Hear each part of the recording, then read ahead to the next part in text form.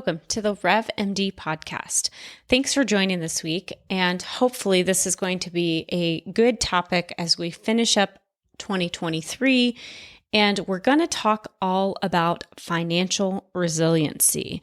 If you guys are new to the podcast, this is National Revenue Consulting. We are a full-service medical billing and coding team, so if you are looking for a new set of medical billers, or you're looking for that annual coding audit that you should be doing, we are happy to help. Check out our website at nationalrevenueconsulting.com. We have testimonials and a free online assessment of your medical billing process. So go check those things out.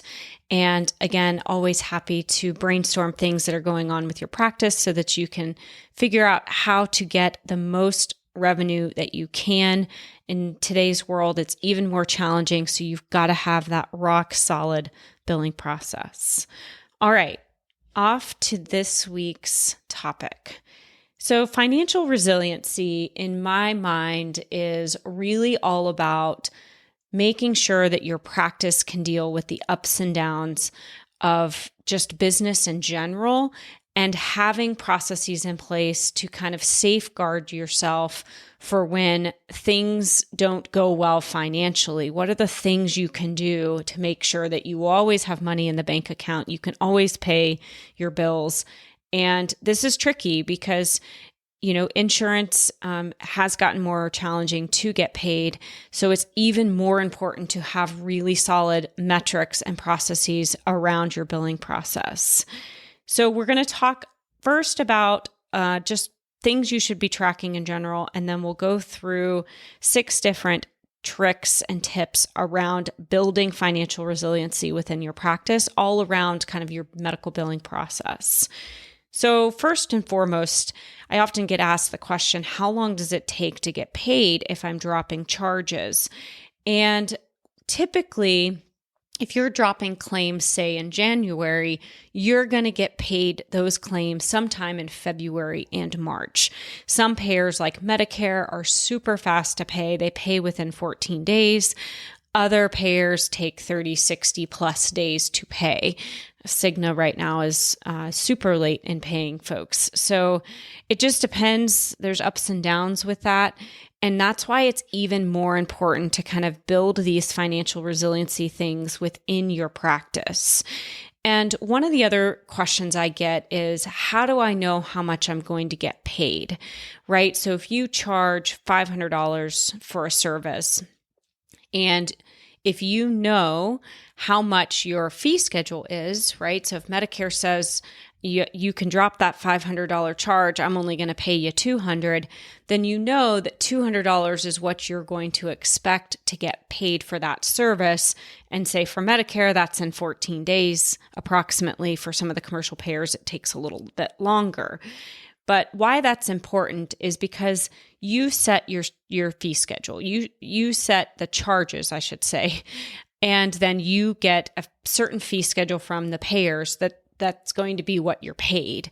So your accounts receivable is never going to be an amount that you can expect to see in your bank account, because you're charging higher than you would ever be allowed to be paid by any of those payers. And that's normal, right? You charge the $500, you know that your allowable from the payer is $200, your adjustment's going to be $300. And so why that's important is because as you plan your cash flow, you want to think about what is the typical percent that you get paid as compared to your charges, so that you can always have some understanding of, okay, if I bill out, $500,000 of charges this month, that means in about 4 to 6 weeks, I should see X percent of that. And that's really all a factor of what you set your fee schedule to. So it's hard for me to sit here and say what percent you would get, because it all depends on how you set your fee schedules. And your fee schedules may be 2 times what your allowables are, or they may be 3 times what your allowables are. Certainly wouldn't recommend going above that. It just inflates your accounts receivable and just shows it has really high numbers of adjustments. So, but you can look at your own numbers and get an estimate of if I charge X, what percent can I reasonably expect to get paid? And again, typically that delay is in the 4 to 6 to 8 week range, just depending on your payer mix. Again, if you're heavy Medicare, that's going to drift probably in that 14 to 30 day range. And again, that's all as long as you're, signing out charts the same day and you're billing, as quickly and as close to the date of service as possible. And that's where that billing process is really important. But you should be able to look back at the last 12 months and go, okay, in general, what were my charges for, say, June of 2023, 12 months prior to that. So June of 2022 through, May or June of 2023, you can look at that 12-month range and go, okay, what were my charges? What were my receipts? And while that's not always perfect because of that delay in payments, you can get a rough guesstimate or a rough average of if I charge X, I can expect Y in terms of a percent. And why this is important is because as you track charges month over month, if you do have a month where you do have low charges, when can you expect to see that dip in revenue, and how are you going to manage to that? So again, this is the whole idea of financial resiliency, which, corporations and companies do financial resiliency all the time, right? They're trying to really understand, okay, if I'm predicting that, receipts may be lower at some point, or I know that receipts may go up and down, then how do I protect the company and protect my business during those ups and downs that are really common in business? So today we're going to talk a little bit about managing to those ups and downs and those 6 things that I recommend and that I see successful practices doing, and that we really try and emphasize with our practices so that they know that, there are ups and downs, especially if charges are up and down, and payments are going to lag charges. So the first thing that we always recommend, and actually our own personal NRC dashboards provide practices, is to track charges. Obviously, you're going to be tracking a whole bunch of stuff, but if you are tracking charges, you can see in a month that, hey, charges are down this month. I can expect receipts to be down in the next 4 to 6 weeks. So it's important to track those month over month.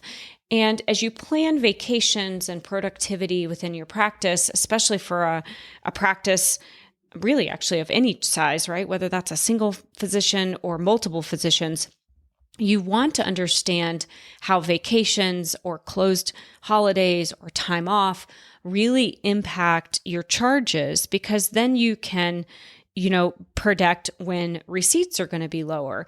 And depending on the model within your practice, you may say only certain people can take off during a certain month so that you keep charges stable.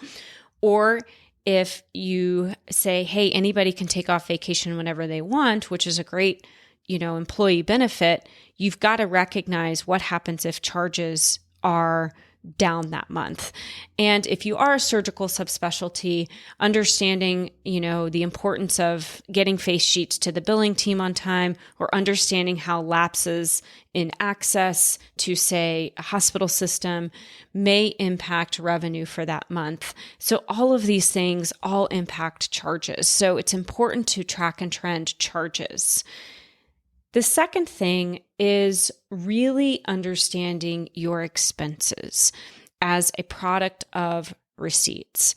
So tracking expenses in all of your different categories. So supplies, SWB, which is salary, wages, and benefits, your rent, your, electrical bills, all of the things that come into play when it comes to running a business.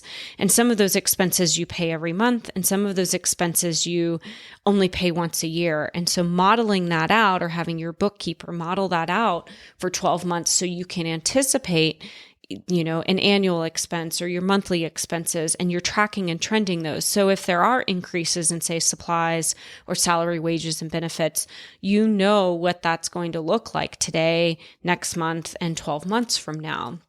So tracking and trending expenses and understanding what that net profit is for your practice, so that you can understand when there is an increase in expense, how is that going to impact your net profit? How is that going to impact paying people?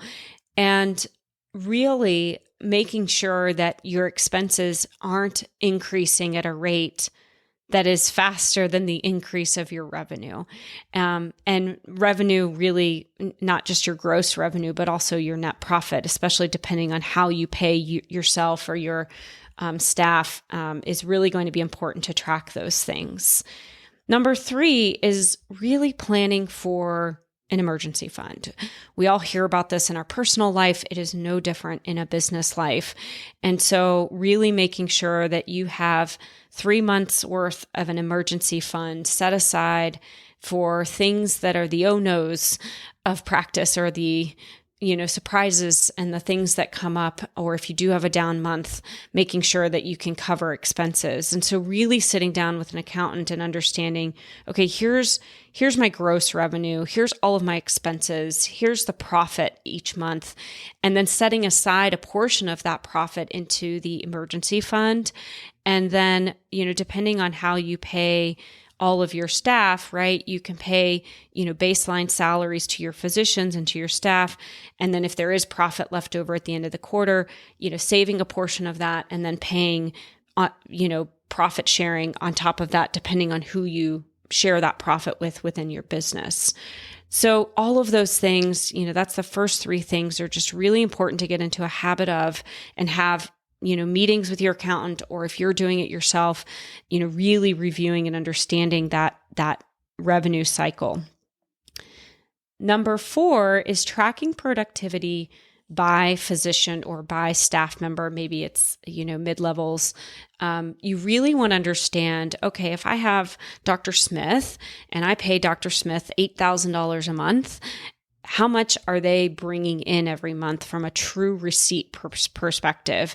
And that could be, looking at the gross revenue and understanding, okay, they're bringing in this amount and it, costs this much to, provide for that service, or this portion of, the overhead is allocated to that type of physician or, mid-level. You want to understand, are they covering the costs that you're paying for them? And if not, what can we do to change that? Is it that they, need to see more patients? Is it that we're not charging enough for certain services that maybe are cash pay services? Or is it that we've got a leak in our billing process that we need to evaluate? Again, if you have a subset of your business, whether that's, an infusion part of your business, whether that's, a wellness part of your business, and those can be cash pay or insurance based, whatever it is, every segment of your business, every physician, every mid-level, everybody who is, providing services within the business, we have to start tracking and trending. What does it cost to have that service? And what is the revenue that I'm getting to make sure that you're making money on that service? And that's not always easy to do. And it is tricky to track some of that stuff. And sometimes it is manual. And sometimes there's great reports. Just depends on what you're tracking and how you segment that portion of your business within your business. But it is really important to figure out some mechanism to track productivity, to track expenses and revenue by segment of whether that's an individual or, a subspecialty part of your practice. And number 5 is really, again, planning for taxes and those other annual expenses so that okay, at March of every year, we have to pay for everybody's, medical license renewal or, malpractice, or those bigger kind of one-time expenses that you expect one time a year. You really want to make sure that you have those planned out so that, that money is set aside, it's there, it's waiting for those expenses. And my last tip is actually another book recommendation. As you guys know, we talked about Eat That Frog last week, and another book that I really like is called Profit First. And this is a really good book to understand, especially for a small business, how do you think about the revenue that's coming in? How do you plan for expenses? How do you pay yourself? Everybody, who, is providing a good service, does and should be paid at some level for their work. And so how do you guarantee that there's profit left over to pay yourself? How do you think about paying, those staff members in your team, and really just changing the ability to be successful, right? Because at the end of the day, we shouldn't feel guilty about, getting paid, and you shouldn't feel guilty about getting paid for your services that you're providing. And because if you're able to keep the doors open, you're able to serve more people. And I do, there's a great mentor of mine, Dr. Una. If you haven't checked her out, entremd.com. She has a wonderful business program for physicians who build businesses. And the way that she structures this mindset is really around allowing us to be okay with charging prices that allow us to keep the doors open and serve and then earn based on that. And I really encourage you, if you haven't gone and checked her out, go check her out. She's amazing. But this Profit First book talks a little bit about that. And so, highly recommend checking out the book, going through and really understanding, what does your practice look like? Can you build financial resiliency into your team?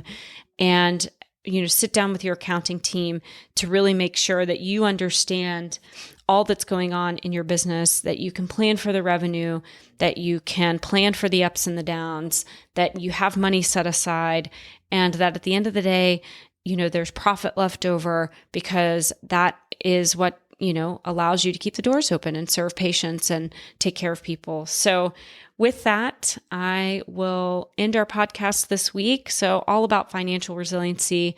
And again, if you haven't shared our podcast with anyone lately, please see if you can find 3 to 5 people. We don't advertise externally on this podcast, so it would mean a lot to us if you can either leave us a review on Apple Podcast or share our podcast with others. It allows us to impact more lives and more physicians. All right, have a great rest of your weekend, and we'll talk to you next week.